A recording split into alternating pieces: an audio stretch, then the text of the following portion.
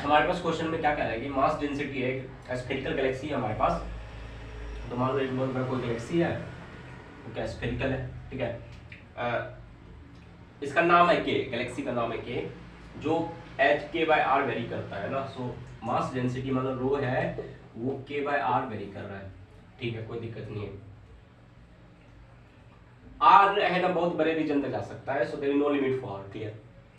So small star is in the small star क्या कर रहा है, इसके चक्कर काट रहा होगा, है ना, इसके चारों रिवॉल्व कर रहा होगा, है ना, इसके मास के सेंटर के चारों ओर रिवॉल्व करेगा, ओके। और जो ये स्मॉल स्टार है, जो स्टार रिवॉल्व करेगा उसका डिस्टेंस जो रेडियस है वो आर है ना, ऐसा कुछ होगा, है ना। ये स्टार ऐसे ऐसे ऐसे ऐसे रिवॉल्व करता रहेगा, ठीक है, क्लियर है। तो क्वेश्चन ने पूछा है हमारे पास कि जो टाइम पीरियड होगा वो आर के किस प्रोपोर्शन में होगा, है ना, ठीक है। अब ध्यान से देखो इस क्वेश्चन को।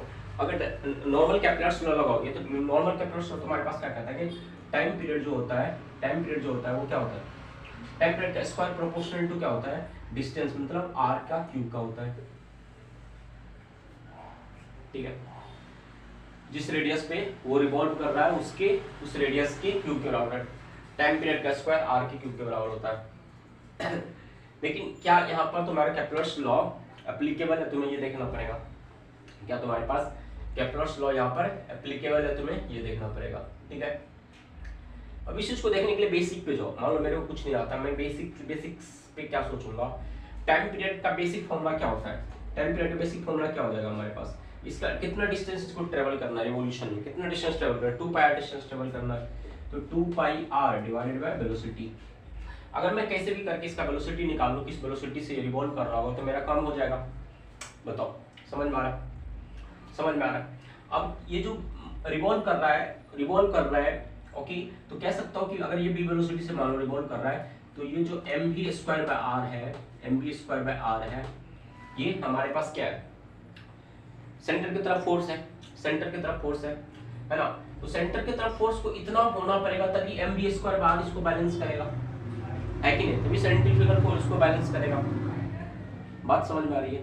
अब यहाँ पर गेम खेलना पड़ेगा तुम्हें, ठीक है, कोई दिक्कत है यहाँ पर नहीं है। अब इस स्टार का मास मैंने स्मॉल m लिया है, तो मैं क्या कह सकता हूँ कि यह किसके बराबर होगा, इस पर जो फोर्स लगेगा, इसके अंदर जो भी मास है उसके पर फोर्स लगेगा, है कि नहीं, बताओ, समझ में आ रहा है मैं कैसे खेल रहा हूँ।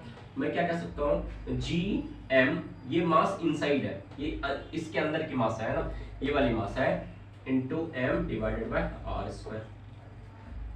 पहुंचाए गेम को, किसी तरह से पहुंच गए ना गेम पे, समझ लो मेरी बात को। देखो m से m की कोई जरूरत है नहीं, ठीक है, r से r भी हमारे पास कैंसिल हो रहा है।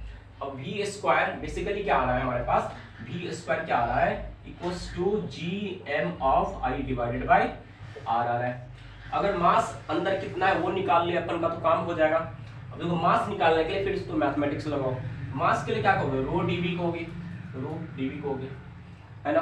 तो छोटे से वॉल्यूम ले लो, है ना, r डिस्टेंस पर एक छोटा सा वॉल्यूम ले लो, वो क्या हो जाएगा, 4 पाई r स्क्वायर dr हो जाएगा कि नहीं हो जाएगा, बताओ, हो जाएगा ना, 4 पाई r स्क्वायर dr हो जाएगा। मैं डायरेक्टली लिख रहा हूँ, तुम इंटीग्रेशन डिफरेंशिएशन करके देख लेना। तो dv तुम्हारे पास क्या होता है, 4 पाई r स्क्वायर dr होता है। तो dv क्या होता है, 4 पाई r स्क्वायर dr होता है। डेंसिटी कितना है, k बाई r है, k बाई r। अपन को कांस्टेंट प्रोग्राम फोकस करना नहीं है क्योंकि साइन ऑफ प्रोपोर्शनलिटी लाना है, ठीक है। इसको इंटीग्रेट कहां से कहां तक करूंगा, 0 से कैपिटल R तक कर दूं, ये वाला जो कैपिटल R है कि नहीं, समझ लो मेरी बात को। तो इसको इंटीग्रेट कर रहा हूं मैं 0 से कैपिटल R की तरफ, ठीक है।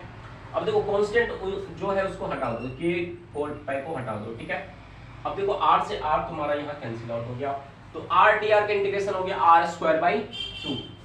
तो कांस्टेंट से जरूरत है नहीं तो मैं लिख देता हूँ r स्क्वायर, मेरा पास r स्क्वायर यहाँ पर आ गया। अब ध्यान से देखना, मतलब कि मेरे को साइन ऑफ प्रोपोर्शनलिटी में इंटरेस्ट है, तो मैं डायरेक्टली क्या कह सकता हूँ, v स्क्वायर किसके प्रोपोर्शन में जा रहा है, g को भी हटा देता हूँ मैं, है ना, प्रोपोर्शनल तो r स्क्वायर गया इधर, देखो r स्क्वायर गया ऊपर डिवाइडेड बाय r पहले से है तुम्हारे पास एक, ठीक है।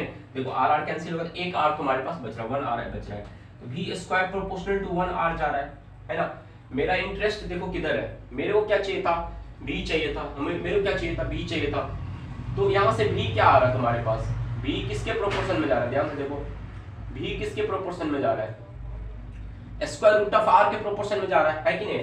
तो मैं यहाँ पर लिख दूं v जो है proportion of square root of r है। ये बात समझ में आया मैंने कैसे किया, खेल समझ में आया। तो मैं यहाँ पर क्या कर रहा हूँ, 2 पाई r डिवाइडेड बाय v हमारे पास रूट r के प्रोपोर्शन में है, रूट r के प्रोपोर्शन में है। तो अब 2 पाई को मैं हटा देता हूँ, तो r बाय रूट r हमारे पास किसके प्रोपोर्शन में है, रूट r। मैथमेटिक्स से कह सकता हूँ रूट r के प्रोपोर्शन में है। जब t प्रोपोर्शनल में अब हो गया, इक्वल का कोई मतलब नहीं रहा, प्रोपोर्शनल रूट r है, तो मैं अब क्या करूँ, r का पावर 1/2 है, तो इधर स्क्वायर ले आओ, तो मैं क्या कह सकता हूँ t स्क्वायर किसके प्रोपोर्शन में, r के प्रोपोर्शन में है। तो जो हमने केपलर लॉ की बात करी थी इसको हम यहाँ पर अप्लाई नहीं करते हैं, तो हमारा आंसर क्या जाता है, फर्स्ट आ जाता है। मैंने पूरा सारा कॉन्सेप्ट एक्सप्लेन किया है, आप सारे स्टेप को देखो मैं कैसे कैसे खेला हूँ, तो आपको अच्छे से क्वेश्चन समझ में आ जाएगा। ठीक है।